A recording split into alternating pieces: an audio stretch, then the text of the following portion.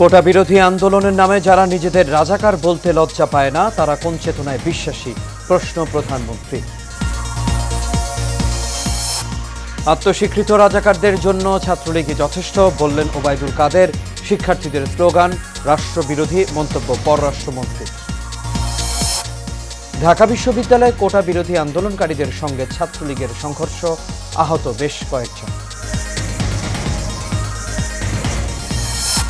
এবং কোপা আমেরিকার রেকর্ড 16 বার শিরোপা জয় আর্জেন্টিনার অতিরিক্ত সময়ে কলম্বিয়াকে হারালো 1-0 গোলে।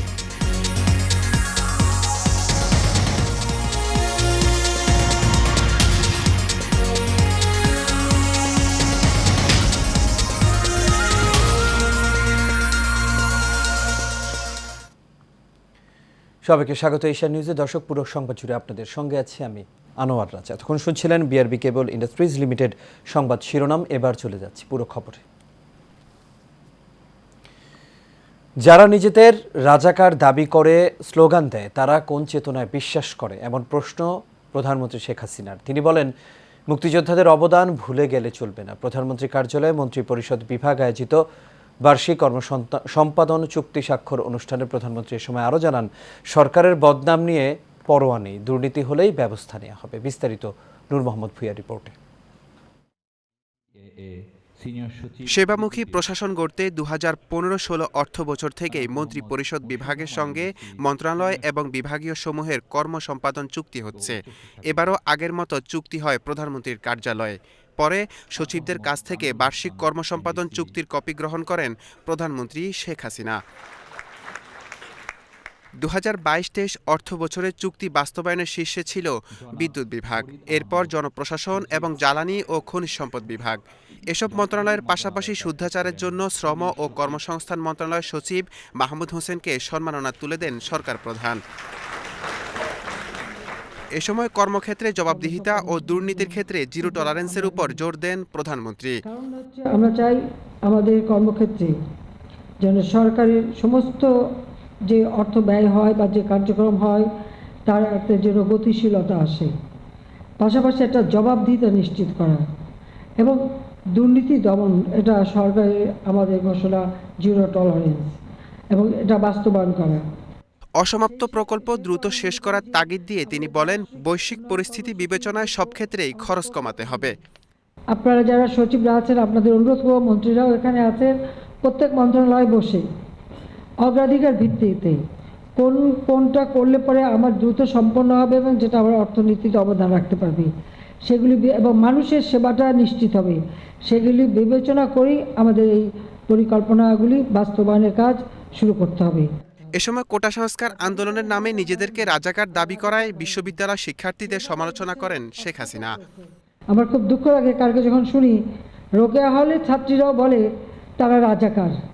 তারা কি জানে 71 সালে 25শে মার্চ কী ঘটেছিল? সেখানে 300 মেয়েকে হত্যা করেছিল, 40 জন মেয়েকে রেপ করেছিল এবং এদের ধরে নিয়ে পাকিস্তানি ক্যাম্পে নিয়ে গিয়েছিল।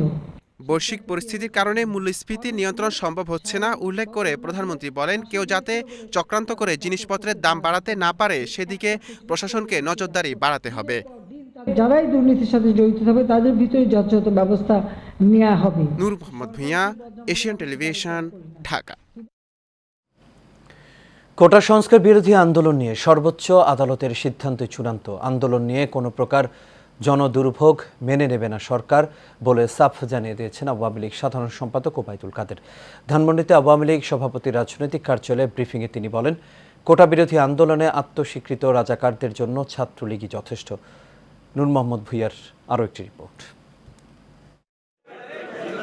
সরকারি চাকরিতে কোটা পদ্ধতি সংস্কারের দাবিতে বেশ কয়েকদিন ধরেই শিক্ষার্থীরা উত্তাপ ছড়াচ্ছে।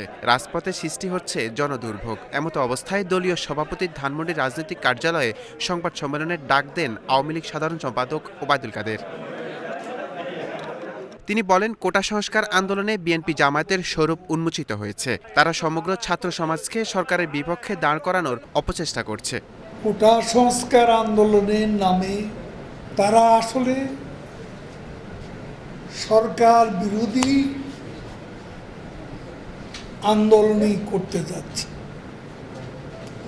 এবং এর সাথে বিএনপি সহ সরকার বিরোধী বিভিন্ন দলের অংশগ্রহণ আছে, সমর্থন তারা প্রকাশ্যই করেছে। আন্দোলনের কোনো প্রকার জনদুর্ভোগ মেনে নেবে না সরকার জানিয়ে আওয়ামী লীগ সাধারণ সম্পাদক বলেন, মুক্তিযুদ্ধের চেতনা বিরোধী আত্মস্বীকৃত রাজাকারদের জবাব দিবে ছাত্রলীগ। কোটা বিরোধী সংস্কার আন্দোলনের কতিপয় নেতা যেসব বক্তব্য রেখেছে তার জবাব দেওয়ার জন্য ছাত্রলীগ সহ যারা তাদের এ আত্মস্বীকৃত রাজাকার, যারা নিজেদের অদ্যত্বপূর্ণ মানসিকতার প্রকাশ ঘটিয়েছে গত রাতে, তার জবাব তারাই দেবে। দেশের মাটিতে রাজাকারদের কোনো ঠাঁই নেই হুঁশিয়ারি দিয়ে প্রধানমন্ত্রীর বক্তব্য যথার্থ দাবি করে ওবায়দুল কাদের বলেন, আন্দোলনকারীদের আলটিমেটাম দেওয়া সরকারের বিরুদ্ধে ধৃষ্টতা। দেখি রাজনৈতিকভাবে কারা প্রকাশ্যে আসে, তখন দেখা যাবে, আমরাও মোকাবিলা করতে প্রস্তুত। নূর মোহাম্মদ ভূঁইয়া, এশিয়ান টেলিভিশন, ঢাকা। পররাষ্ট্রমন্ত্রী ডক্টর হাসান মাহমুদ বলেছেন, কোটা সংস্কার আন্দোলনকারীরা রোববার রাতে যেই ধরনের স্লোগান দিয়েছে তা সরকার বিরোধী কোনো স্লোগান নয়, বরং রাষ্ট্রবিরোধী স্লোগান, এমনকি প্রধানমন্ত্রী বিরোধী স্লোগানও। আজ সচিবালয়ে সাংবাদিকদের সঙ্গে আলাপকালে এসব কথা বলেন তিনি। পররাষ্ট্রমন্ত্রী বলেন, এটা স্পষ্ট যে কোটা আন্দোলনের মধ্যে রাষ্ট্রবিরোধী ও সরকার বিরোধীরা প্রবেশ করেছে। তিনি বলেন, এটাকে কোটা সংস্কার আন্দোলন নয়, বরং রাষ্ট্রবিরোধী আন্দোলনে রূপ দেওয়া হয়েছে এবং কোমলমতি শিক্ষার্থীদের ব্যবহার করা হচ্ছে। এই আন্দোলনে বিএনপি ও জামায়াত ইন্ধন দিচ্ছে। পররাষ্ট্রমন্ত্রী এ সময় আরও জানান, দেশকে কোনোভাবেই অস্থিতিশীল হতে দেয়া হবে না, কোমলমতি শিক্ষার্থীদের সেন্টিমেন্ট নিয়ে খেলতে দেয়া হবে না। স্থিতিশীল করতে চায় তারা ঢুকেছে। আসলে কালকের স্লোগান এবং কালকের যেই সমস্ত উদ্ধত্তপূর্ণ স্লোগান এবং বক্তব্য, এতে প্রমাণিত হয় এটি কোটা বিরোধী আন্দোলন নয়, এটি রাষ্ট্রবিরোধী সরকার বিরোধী আন্দোলনের রূপ দেওয়ার জন্য চেষ্টা করা হচ্ছে এবং কোমলমতি শিক্ষার্থীদের সেন্টিমেন্টকে ব্যবহার করা হচ্ছে। কিছু নেতৃবৃন্দ এবং বাইরে থেকে বিএনপি জামাত সহ অন্যরা সেখানে ইন্ধন দিচ্ছে। কোটা সংস্কারের দাবিতে আন্দোলনরত শিক্ষার্থীদের সঙ্গে ছাত্রলীগের ব্যাপক সংঘর্ষ হয়েছে। এ সময় আহত হন বেশ কয়েকজন। বিকেল 4:15টার দিকে আন্দোলনরত শিক্ষার্থীরা পিছু হটে রাজু ভাস্কর্য ও টিএসসি দখলে নেয় ছাত্রলীগ। এর আগে ঢাকা বিশ্ববিদ্যালয়ের বিজয় ৭১ হলে কোটা সংস্কার আন্দোলনকারী ও ছাত্রলীগ নেতাকর্মীদের মধ্যে সংঘর্ষ হয়। সংঘর্ষের মধ্যে দুই পক্ষ একে অপরের দিকে ইট পাটকেল নিক্ষেপ করে, এতে বেশ কয়েকজন আহত হয়। মুহূর্তের মধ্যে ওই এলাকা রণক্ষেত্রে পরিণত হয়। ছাত্রলীগ অভিযোগ করে, সাধারণ শিক্ষার্থীরা তাদের ওপর আগে হামলা চালিয়েছে। অন্যদিকে আন্দোলনরত শিক্ষার্থীরা বলছেন, ছাত্রলীগই তাদের ওপর প্রথম হামলা চালিয়েছে। বর্তমানে ঢাকা বিশ্ববিদ্যালয় এলাকায় থমথমে পরিস্থিতি বিরাজ করছে। কোটা আন্দোলন আদালতের বিষয় উল্লেখ করে Dhaka metropolitan police commissioner Habibur Rahman বলেছেন, আদালত যেই আদেশ দেবেন সেটি সবাইকে মানতে হবে। যদি কেউ আইন শৃঙ্খলা ভাঙার চেষ্টা করে তাহলে কঠোর ব্যবস্থা নেওয়া হবে। সকালে রাজধানীর পুরান ঢাকায় পবিত্র আশুরা ও তাজিয়া মিছিলকে কেন্দ্র করে ইমামবাড়ায় নিরাপত্তা ব্যবস্থা পরিদর্শন শেষে সাংবাদিকদের এক প্রশ্নের জবাবে এই কথা বলেন তিনি। কোটা আন্দোলনের বিষয় সেটি একটি কোর্টের বিষয়, সুতরাং মহামান্য আদালত যে আদেশ দেবেন সেই আদেশের প্রতি শ্রদ্ধাশীল থাকা এবং সেটি মেনে নেওয়া প্রতিটি নাগরিকের একান্ত কর্তব্য এবং সেটি আদালতের নিয়ম মানতে আমরা বাধ্য। সুতরাং পুলিশ আমাদের যে সমস্ত কার্যক্রম পরিচালনা করবে সেগুলো সেটির প্রতি শ্রদ্ধা রেখেই হবে। যদি কেউ আমাদের আইন শৃঙ্খলা ভঙ্গজনিত কোনো ধরনের অপতৎপরতা চালাতে চান, সেটি যেই হোক সেটি শক্ত হাতে মোকাবেলা করা হবে। ভিন্ন প্রসঙ্গ, শ্রমিক কর্মচারীদের কল্যাণ তহবিলের 25 কোটি 22 লাখ টাকা আত্মসাতের অভিযোগে দুদকের করা মামলায় নোবেলজয়ী অর্থনীতিবিদ ডক্টর মোহাম্মদ ইউনুস সহ 14 জনের বিরুদ্ধে সাক্ষ্য গ্রহণ পিছিয়ে আগামী 5 আগস্ট দিন ধার্য করেছেন আদালত। আজ ঢাকার বিশেষ জজ আদালত 4 বিচারক মোহাম্মদ রবিউল আলমের আদালতে এই মামলার সাক্ষ্য গ্রহণের দিন ধার্য ছিল। তবে এদিন আসামি পক্ষের আইনজীবীরা আদালতকে জানান, মামলাটি উচ্চ আদালতে বিচারাধীন, এই জন্য তারা সাক্ষ্য গ্রহণ পেছানোর জন্য সময় চেয়ে আবেদন করেন। শুনানি শেষে আদালত সাক্ষ্য গ্রহণের জন্য নতুন এদিন ধার্য করেন। বেলা 11টার দিকে হাজিরা দিতে ঢাকা মহানগর দায়রা জজ আদালত প্রাঙ্গণে আসেন ডক্টর মোহাম্মদ ইউনুস। গত 12 জুন ঢাকার বিশেষ জজ আদালত 4-এর বিচারক সৈয়দ আরাফাত হোসেনের আদালত এই মামলায় আসামিদের অব্যাহতির আবেদন নাকচ করে অভিযোগ গঠনের আদেশ দেন।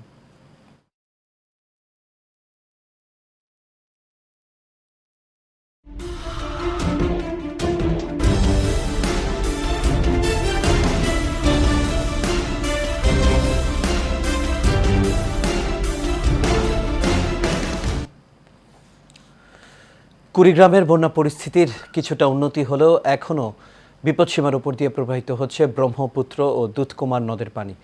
বেশ কয়েকদিন থেকে ঘরবাড়িতে পানি থাকায় বেড়েছে দুর্ভোগ। শুকনো খাবার ও বিশুদ্ধ পানির পাশাপাশি শিশু, বৃদ্ধ ও গবাদি পশু নিয়ে চরম বিপাকে বানভাসীরা। হাফিজুর রহমান হৃদয়ের তথ্য ছবিতে বিস্তারিত জানাচ্ছেন আরফে ইসলাম হিমু। কুড়িগ্রামে বন্যা পরিস্থিতির কিছুটা উন্নতি হয়েছে।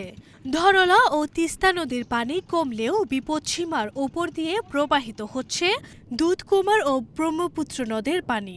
এতে দীর্ঘদিন পানির নিচে বিভিন্ন ফসলের ক্ষতির পাশাপাশি চরম বিপাকে বানভাসীরা। ঘরবাড়িতে পানি থাকায় উঁচু রাস্তা কিংবা আশ্রয় কেন্দ্রে উঠেছে বানভাসী জেলার লক্ষাধিক মানুষ। দেখা দিয়েছে শুকনো খাবার ও বিশুদ্ধ পানির সংকট। বানভাসীদের অভিযোগ, না খেয়ে থাকলেও খোঁজ নিচ্ছেন না কেউই। না ঘর টাইমও তলাইছি বিড়বে না পাইলে খাই কি খাওয়া তো খাবে, পেটা তো দেওয়া খাবে। কিছু লোক আর এখানে আশ্রয় নিয়েছে, আর কিছু লোক বাড়িতে খাটের উপরে বা চৌকির উপরে পাক শাক করে খাইতেছে। আশ্রয় কেন্দ্রই আছি 4 দিন ভরা, আমার অসুবিধা। ভাত পাক করে পাই না, খাওয়ার পাই না, খুব অসুবিধা। এখন ঘরত না থাকি, এখন বাইরে আসি, এখন কুমড়া যাই কি না যাই এই বন্যা হলে না মানুষ বেড় বাড়ো না পায়, করি খাবারও না পায়, ঘর দুয়ার তলালে কি করি খায়। এদিকে ত্রাণ সহায়তা অব্যাহত রাখার পাশাপাশি নিয়মিত বন্যা কবলিত এলাকা পরিদর্শন করে সহায়তা দিচ্ছেন বলে জানান জেলা প্রশাসন। স্বাভাবিকভাবে বলা যায় যে ত্রাণ সহায়তার ক্ষেত্রে কোনো ধরনের সমস্যা নেই। আমরা সার্বিকভাবে সরাসরি সরকারের পক্ষ থেকে প্রস্তুত রেখেছি এবং সকলকে সাথে নিয়ে বন্যা মোকাবেলা যথাযথভাবে করবার জন্য সার্বিক প্রস্তুতি আমাদের আছে। বন্যা মোকাবেলায় স্থানীয় প্রশাসন ছাড়াও বন্যার্তদের পাশে থাকবে জনপ্রতিনিধি সহ বিভিন্ন স্বেচ্ছাসেবী সংগঠন, এমনটাই প্রত্যাশা সচেতন মহলের। আরভি Islam Himu, Asian Television.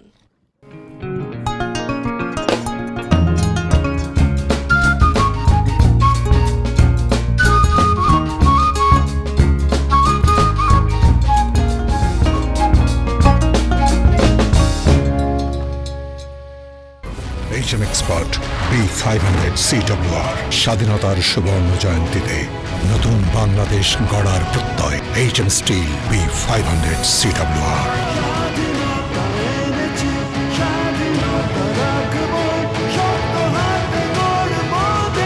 HM Steel।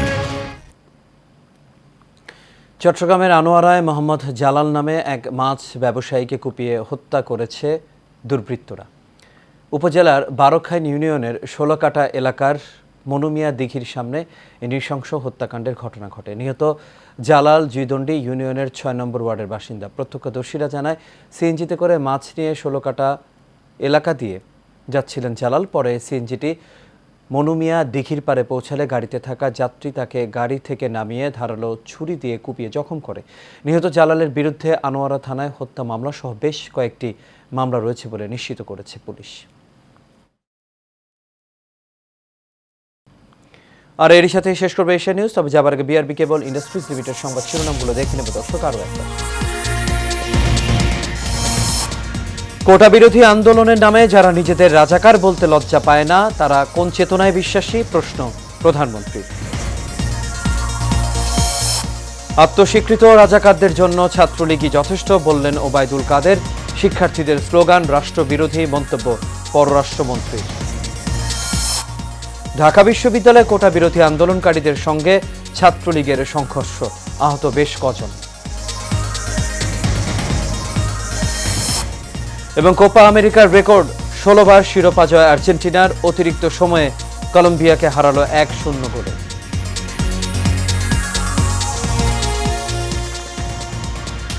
দর্শক, এই ছিল আমাদের এখনকার আয়োজনে। আমাদের পরবর্তী সংবাদ দেখার আমন্ত্রণ রইল। এতক্ষণ সাথে থাকার জন্য সবাইকে ধন্যবাদ।